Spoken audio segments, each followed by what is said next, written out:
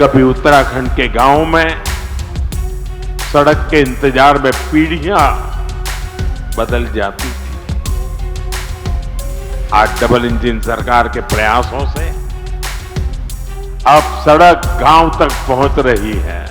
दोस्तों, प्रधानमंत्री नरेंद्र मोदी के देवभूमि के दौरे के बाद ठीक बाद जहां एक तरफ विकास की नई रफ्तार का दावा हो रहा है, वहीं दूसरी तरफ पहाड़ों की असल हकीकत एक बार फिर से मेरे सामने आई है।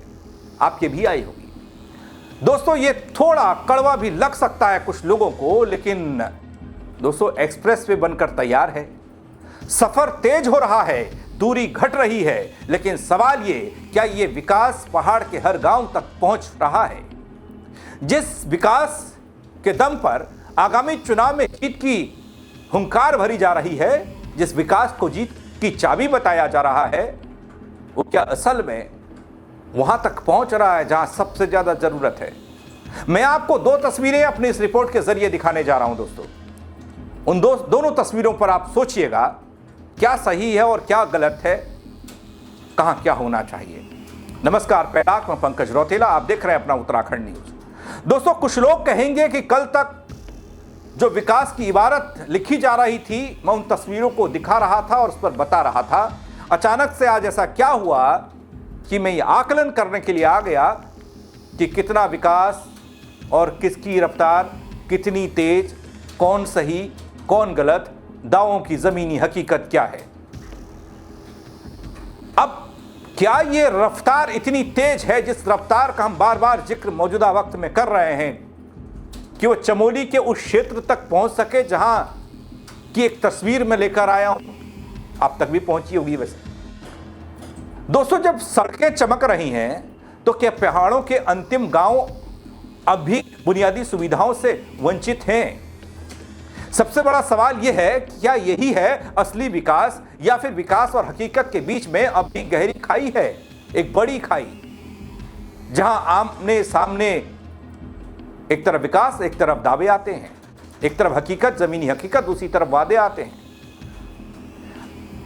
जहां सामने आते हैं कुछ ऐसे सवाल जो सोचने पर मजबूर कर देंगे। दोस्तों, वीडियो को अंत तक जरूर देखिएगा। जरा इन तस्वीरों को देखिए। दो तस्वीरें आपको दिखा रहा हूं। शुरुआत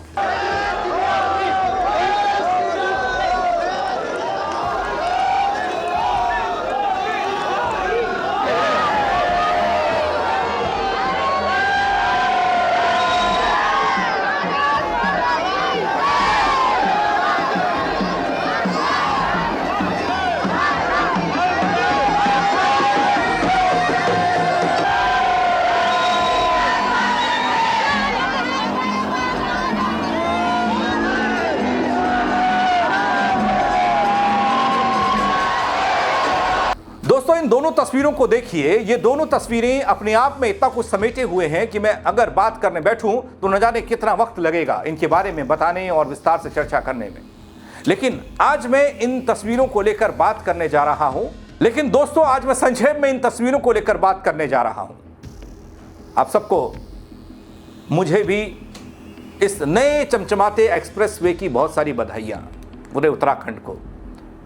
ये एक बड़ी परियोजना है दोस्तों, जिसका प्रधानमंत्री नरेंद्र मोदी ने लोकार्पण किया, जनता को समर्पित जिस एक्सप्रेस वे को किया है, बहुत बड़ी परियोजना है। निश्चित रूप से कनेक्टिविटी भी बढ़ने वाली है, जिसका दम भरा जा रहा है, उसकी बात मैं भी करता आया हूं। पर्यटन और व्यापार को बेहतर बनाने ये सड़क चमचमाती हुई। लेकिन दोस्तों, इस तस्वीर पर क्या कहेंगे आप, जिसकी विपरीत एक और तस्वीर है।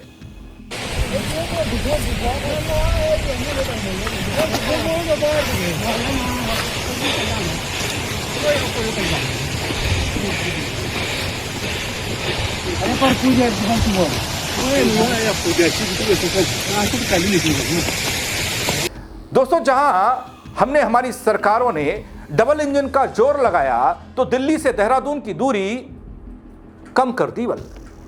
लेकिन क्या इस डबल इंजन में इतनी ताकत है कि सरकार और जनता के बीच की दूरी कम हो जाए? क्या इस डबल इंजन में इतना दम है कि आम जन की जिंदगी और अस्पताल की दूरी भी कम हो जाए? दोस्तों, मैं आपको इस तस्वीर में क्या बताऊं। ये तस्वीर जो आप देख रहे हैं, ये तस्वीर अपनी बातें, अपनी कहानी खुद ही बयां कर रही है। लेकिन इस तस्वीर से ज्यादा जरूरी लोगों के लिए, सियासत के लिए यह वाली तस्वीर है। सुनिए तो। कभी उत्तराखंड के गांव में सड़क के इंतजार में पीढ़ियां बदल जाती थी। आज डबल इंजन सरकार के प्रयासों से अब सड़क गांव तक पहुंच रही है। जी हां दोस्तों, शायद ही ऐसा हो रहा होगा, लेकिन यहां मुझे नहीं लगा कि कुछ ठीक है। जो तस्वीर मैंने आपको दिखाई, बयान में बहुत कुछ बढ़िया लग रहा है। यह भाषण देश के प्रधानमंत्री नरेंद्र मोदी का बहुत महत्वपूर्ण है। बहुत अच्छी बातें और बेहतर तरीके से उन्होंने बताया कि उनका विजन क्या है उत्तराखंड को लेकर।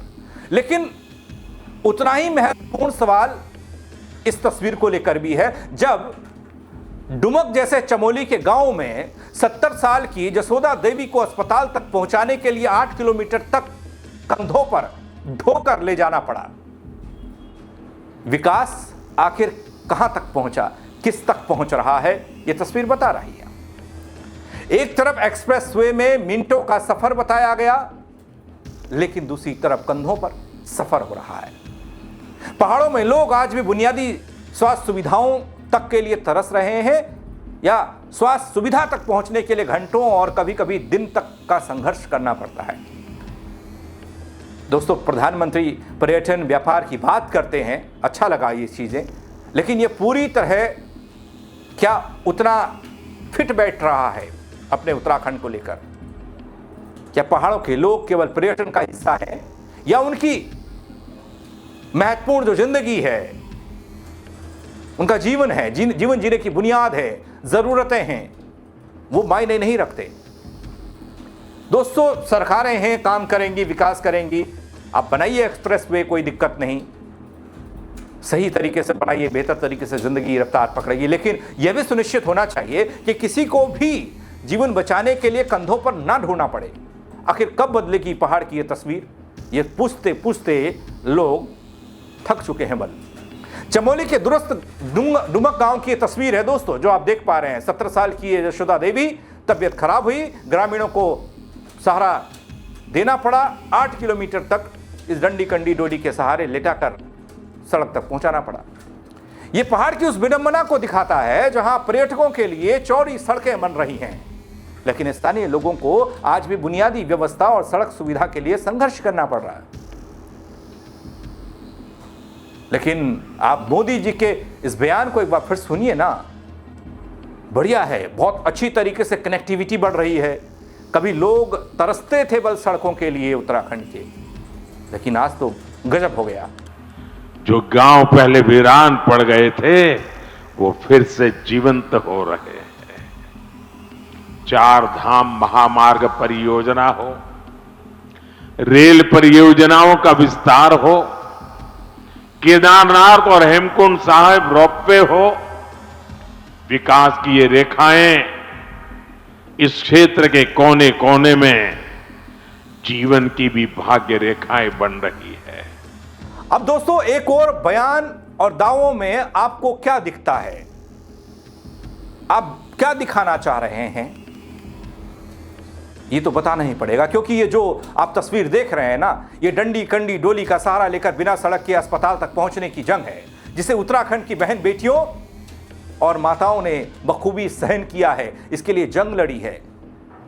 सबसे ज्यादा महिलाओं को लेकर दिक्कत है, गर्भवती महिलाओं को तकलीफ है, बच्चों को लेकर तकलीफ है, बुजुर्गों को लेकर तकलीफ है। केंद्र से लेकर प्रदेश की सरकार ने कई योजनाएं चलाई हैं दोस्तों, और उसी में नाम आता है भी नारी शक्ति का प्रतीक, नारी शक्ति वंदन अधिनियम। इसकी जमकर तारीफ, महिलाओं के सशक्तिकरण की बात, महिलाओं के लिए बनाया गया, महिलाओं के लिए माहौल। आप सुनिए तो जरा। मैं मां नंदा को प्रणाम करते हुए देश भर की बहनों बेटियों को भी विशेष संदेश देना चाहता हूं। विकसित भारत के निर्माण में आपकी बहुत बड़ी भूमिका है। इस देश की बेटियों की, इस देश की माताओं की, बहनों की बहुत बड़ी भूमिका मैं देख रहा हूं। और बहनों बेटियों की सुविधा, सुरक्षा और लोकतंत्र में भागीदारी, ये डबल इंजन सरकार की बहुत बड़ी प्राथमिकता है। आप अभी देख रहे हैं कि दुनिया में कितना बड़ा संकट आया है। इसे दुनिया के विकसित देशों में भी कितना हाहाकार मचा है। ऐसी मुश्किल हालत में भी सरकार का निरंतर प्रयास है कि हमारी बहनों को कम से कम परेशानी हो। दोस्तों, लोकतंत्र में भागीदारी तब सुनिश्चित होगी जब बहन बेटियां और माताओं को सही और उचित इलाज मिल पाएगा। वो अपने आप को हर जंग को लेकर तैयार कर पाएंगी। लेकिन दोस्तों, तस्वीरें आपने देखी, कैसे तैयारी हो पाएगी? हकीकत भी आपके सामने है। एक तरफ एक्सप्रेस की रफ्तार हम देख रहे हैं, दूसरी तरफ पहाड़ के गांव में जिंदगी की जंग भी, कंधों पर ढोई जा रही महिलाएं भी। सवाल विकास का नहीं है, उस विकास की पहुंच का है जो हर आखिरी गांव, हर जरूरतमंद इंसान तक पहुंचे। क्योंकि जब तक डूमक जैसे गांव में बीमार लोगों को 8 किलोमीटर कंधों पर ढोना पड़ेगा, तब तक विकास के ये दावे अधूरे माने जाएंगे मेरे हिसाब से। अब देखना यह है कि क्या सिस्टम इन तस्वीरों से सबक लेता है या फिर सवाल ही सवाल रहेंगे। क्योंकि असली विकास वही है दोस्तों, जो सड़क ही नहीं बल्कि जिंदगी को भी आसान बना दे।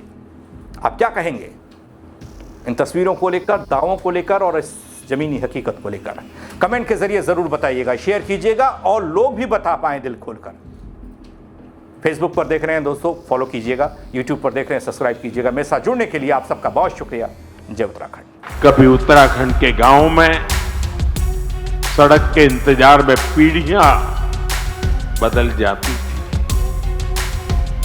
आज डबल इंजन सरकार के प्रयासों से अब सड़क गांव तक पहुंच रही है।